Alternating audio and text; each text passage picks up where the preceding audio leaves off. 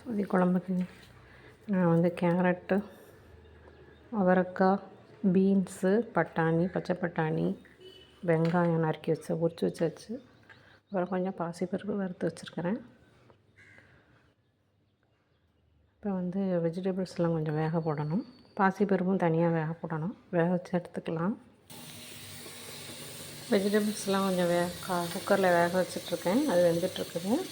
பாசிப்பருப்பு வேக வச்சு எடுத்தாச்சு. இப்போ கடாயில் வந்து தேங்காய் எண்ணெய் ஊற்றணும். தேங்காய் எண்ணெய் ஊற்றிட்டேன். இப்போ கடுகு உளுந்த பருப்பு போட்டுக்கலாம். கடுகு உளுந்த பருப்பு மிக்ஸ் பண்ணி வச்சுருக்கேன், போட்டுக்கலாம்.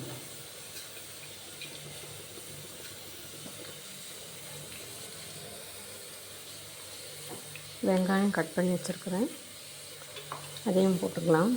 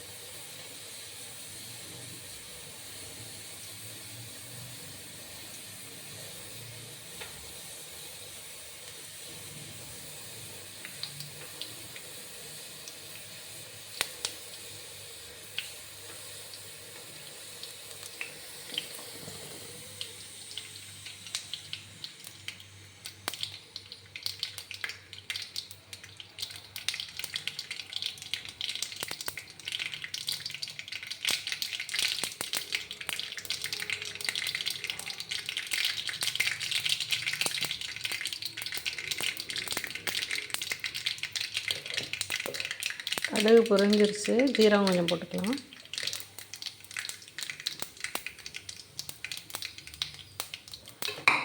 வெங்காயம் போட்டுக்கலாம்.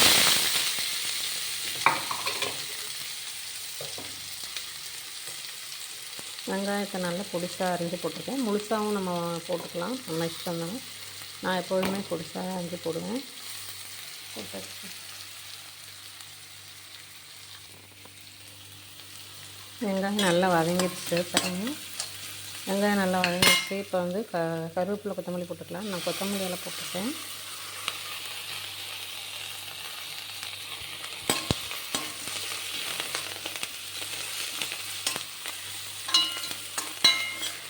இந்த தேங்காய் எண்ணெய் ஊற்றுறதுனால அவ்வளோ வாசனையாக இருக்கும். இந்த குழம்பு வதக்கும் போதே அந்த வாசனை ரொம்ப நல்லாயிருக்கும். தேங்காய் எண்ணெய் ஊற்றி தான் இது பண்ணணும். இது வதங்கட்டும். நம்ம அதுக்குள்ளே காய் வெந்துட்டான்னு பார்க்கலாம். அப்புறம் வந்து பாசிப்பருப்பும் வேக வச்சு வச்சுருக்கேன். தேங்காய் பால் எடுத்து வச்சுருக்கேன் கெட்டியாக. இதை வந்து கடைசியில் தான் ஊற்றணும். இப்போ அரைக்கிறதுக்கு வந்து இஞ்சி, பச்சை மிளகா, கொஞ்சம் போல் தேங்காய் போட்டு அரைச்சிட்டு வந்துடலாம். இந்த அளவுக்கு இஞ்சி போதும், தேங்காய் அவ்வளோ போட்டால் போதும். 2 பச்சை மிளகா. நான் ஒரு 3 பேருக்கு வைக்கிறேன் குழம்பு. இந்த அளவுக்கு ரொம்ப தேங்காய் தேவையில்லை. நான் ஜென்ரலாக தேங்காய் போடாமல் தான் அரைப்பாங்க. நான் வந்து கொஞ்சம் டேஸ்ட்டு தேங்காய் போட்டு அரைக்கிறேன். போட்டு இப்போ அரைச்சி எடுத்துக்கலாம். இது கூட கொஞ்சம் ஜீரகமும் போடணும். நான் ஜீரகம் போட்டுக்கிறேன். ஜீரகம் போட்டாச்சு. அரைச்சி எடுத்துக்கலாம்.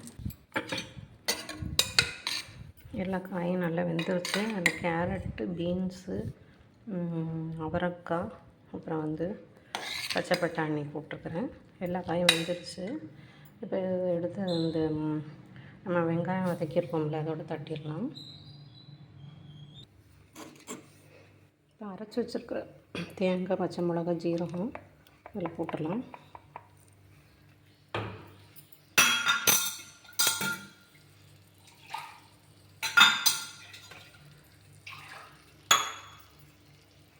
கொஞ்சம் தண்ணி ஊற்றிக்கலாம்.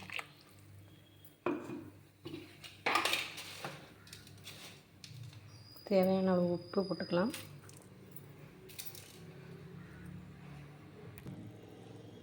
மஞ்சள்தூள் போட்டுக்கலாம்.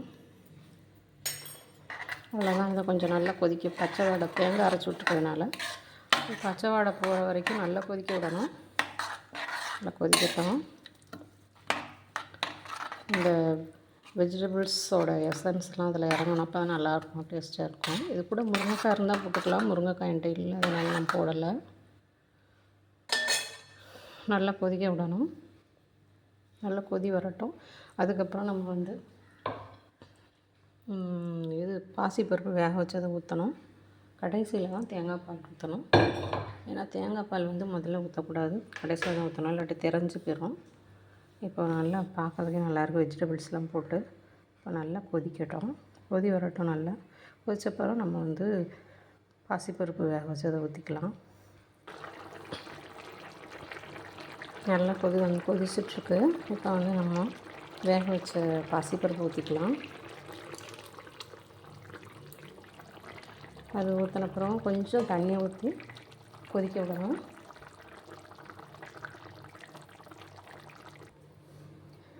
பாசிப்பருப்பு ஊற்றியாச்சு, நல்லா கொதிக்க விடுவோம்.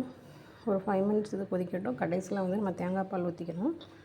அதுக்கப்புறம் ஒரு ½ லெமன் புழிஞ்சு விட்டுக்கலாம். இந்த குழம்பு வச்சுட்டோன்னா நம்ம ஒரு உருளைக்கிழங்கு பொரியல் வச்சா போதும், வேறு எதுவும் தேவையில்லை. இதிலே வெஜிடபிள்ஸ்லாம் இருக்குது, அதனால் இதிலே விரவி சாப்பிட்டுக்கலாம். இது வந்து திருநெல்வேலி ஸ்பெஷல் சொதி குழம்பு. திருநெல்வேலியில் இருக்கிறவங்க எல்லாத்துக்கும் அது தெரியும். நல்லா கொதிச்சிட்ருக்கு, கொதிக்கட்டும். கொதிச்சப்போ ஒரு 5 மினிட்ஸ் கொதிக்க விடுவோம். அதுக்கப்புறம் வந்து தேங்காய் பால் ஊற்றி இறக்க வேண்டியதான். நல்லா கொதி வந்துடுச்சு, நல்லா மிக்ஸ் ஆகிருச்சு. பாசிப்பருப்பும் இந்த குழம்போட மிக்ஸ் ஆகிருச்சு, வெஜிடபிளோட. பாசிப்பருப்பு போட்டதே தெரியல பாருங்கள், நல்லா மிக்ஸ் ஆகிருச்சு. இப்போ வந்து நம்ம எடுத்து வச்சுருக்கிற தேங்காய் பாலை ஊற்றிடலாம். திக்கான தேங்காய் பால் தான் நான் எடுப்பேன். 2 தடவை எடுத்திருக்கேன். ஊற்றியாச்சு. உப்பு போதுமான்னு பார்த்துக்கலாம்.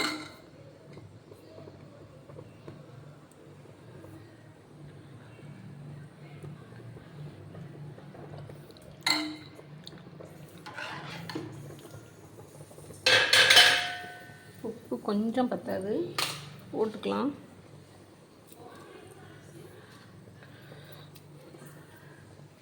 ஒரு 5 மினிட்ஸ் சிம்மில் வைக்கணும். இதை இல்லாட்டி என்ன ஆயிரும்னா திரஞ்சிரும். அதனால் ஒரு 5 மினிட்ஸு கொஞ்சம் கட்டி ஆகணும். தண்ணியாக இருக்குது குழம்பு, தேங்காய் பால் ஊற்றுனதுனால. இப்போ கொஞ்சம் கட்டி ஆகட்டும். கட்டி ஆனோடனே நம்ம கடைசியில் லெமன் புழிஞ்சு விடலாம். இது ஒரு 5 மினிட்ஸு சிம்லேயே இருக்கட்டும். அப்போ தான் வந்து நல்ல ஃபுல் ஃப்ளேமில் வச்சோன்னா இந்த தேங்காய் பால் ஊற்றிருக்கிறதுனால அது தரன்னு கொதித்து தெரிஞ்சிரும். அதனால் ஃபுல் ஃப்ளேமில் வைக்காமல் சிம்மில் வச்சு கொதிக்க விடணும். அப்போ நமக்கு வந்து அது பாட்டுக்கு இருக்கும். கொதிக்கட்டும் 5 மினிட்ஸு. கொதிச்சப்புறம் நம்ம வந்து கடைசியில் லெமன் புழிஞ்சு ஊற்றி இறக்கிற வேண்டியதான். குழம்பு ஓரளவுக்கு தயிர். இப்போ நம்ம வந்து லெமன் புழிஞ்சு விட்டுலாம்.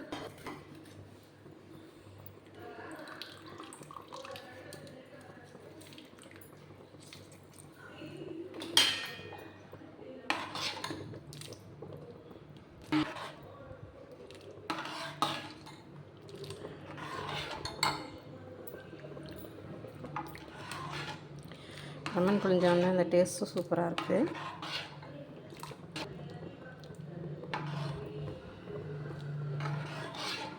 அவ்வளோதான், இறக்கிடலாம், ஆஃப் பண்ணிடலாம்.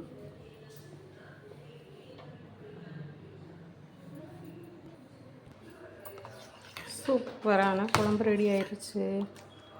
இதுக்கு வந்து சைட் டிஷ் வந்து உருளைக்கிழங்கு பொரியல் வச்சு சாப்பிட்டா ரொம்ப அருமையாக இருக்கும். இல்லாட்டி இஞ்சி சட்னி வச்சு சாப்பிட்லாம், ரொம்ப அருமையாக இருக்கும்.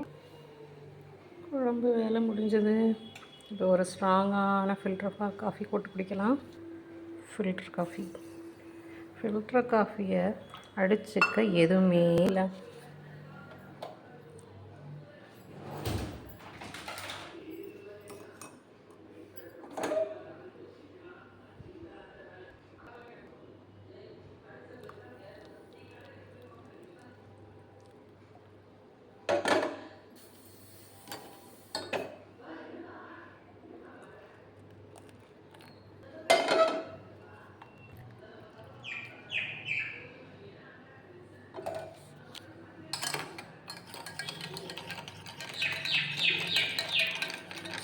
சூப்பரான ஃபில்டர் காஃபி.